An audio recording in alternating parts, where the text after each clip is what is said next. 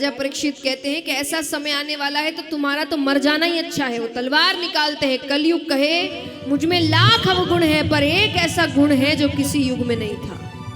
कौन सा गुण? कलयुग केवल नाम आधारा, सुमिर सुमिर नर उतर ही पारा।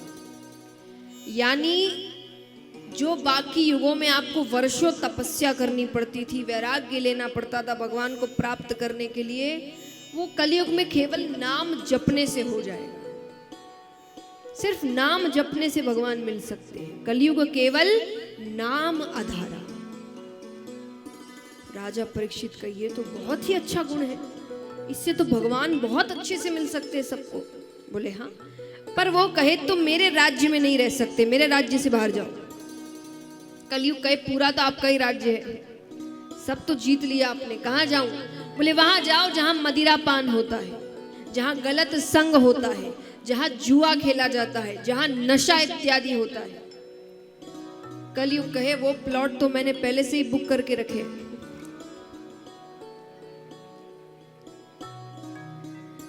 अच्छा, कलयुग कहे ठीक है, ये सारी जगह तो आपने मुझे दी, एक जगह मेरे मन से तो भी दीजिए।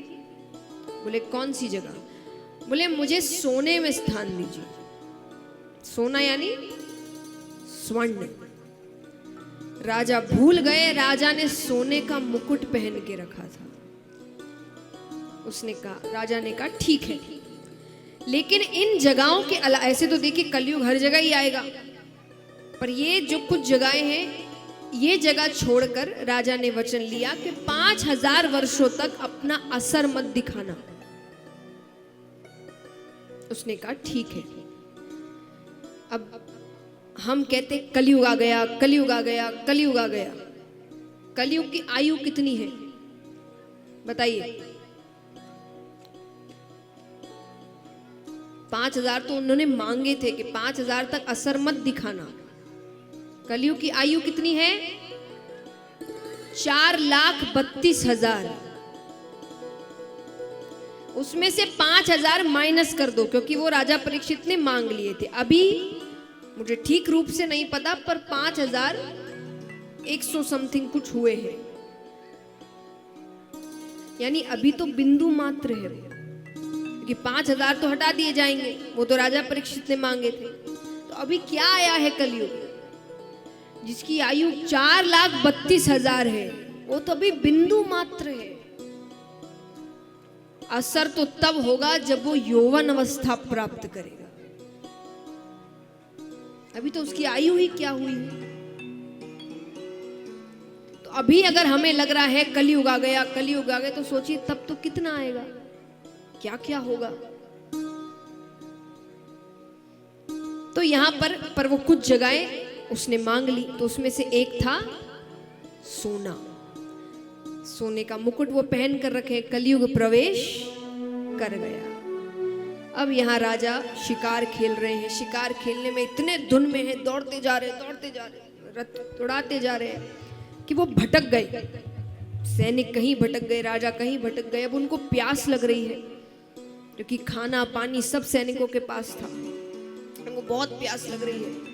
तो एक कुटिया दिखती है, उस कुटिया में जाते एक ऋषि तपस्या कर रहे थे। तप का मतलब क्या है, उनको कोई ध्यान नहीं है कि आसपास क्या हो रहा है। वो 2 बार राजा कहते हैं मुझे पानी चाहिए, पानी चाहिए। वो उनको सुनाई नहीं दे रहा, वो इतने मग्न है अपने तप में। राजा को इतना क्रोध आया कि नीचे एक मरा हुआ सर्प पड़ा था, वो सांप उठाकर उन्होंने उसके गले में डाल दिया। ये दृश्य उनके शिष्य ने देख लिया। शिष्य ने उसके बेटे से जाकर कहा कि दिखने में कोई राजा लग रहा था, उन्होंने तुम्हारे पिता के साथ ऐसा ऐसा किया। बेटे ना जाना ना समझा, बेटे ने वहीं खड़े खड़े कह दिया जिसने भी हरकत की है अगले 7 दिनों में तक्षक नाग के डसने पर उसकी मृत्यु हो जाएगी। अब अपने पिता से आकर उसने सारी बात बताई। पिता कहते देखता हूं किसको श्राप मिला है। नेत्र बंद करते हैं तो राजा परीक्षित का चेहरा सामने आता है। राजा परीक्षित कोई ऐसे वैसे राजा थे नहीं, बहुत अच्छे राजा थे, उनको सब जानते थे। सोचिए जब आप पुण्य करते हैं ना, तो आपकी गलती पर लोग गलती नहीं ढूंढते, कारण ढूंढते कि क्यों किया होगा, क्योंकि ये ऐसा है नहीं। अगर इससे गलती हुई है मतलब कोई कारण है इसके पीछे। तो उन्होंने इतने पुण्य किए थे कि आज इतनी बड़ी गलती करने के बाद भी ऋषि सोच रहे हैं कि कुछ गलत हुआ है, कोई कारण है, वरना ये ऐसा है नहीं कि ऐसी हरकत कर दे। अब यहां पर वो राजा घर पहुंचे, अपना मुकुट उतारते हैं, हाथ मुंह धो रहे हैं। मुकुट उतारते ही वो जो कलयुग का भाव है वो तो कम होता है। उतने में ही ऋषि राज्य पहुंचते हैं, राजा को सब कुछ बताया कि ऐसा ऐसा हुआ है, आपको श्राप मिला है, 7 दिनों में मृत्यु है, क्योंकि श्राप को टाल नहीं सकते। राजा को जब सब पता चला, उन्होंने कहा अच्छा है, ऐसी हरकत की है तो दंड तो मिलना ही था।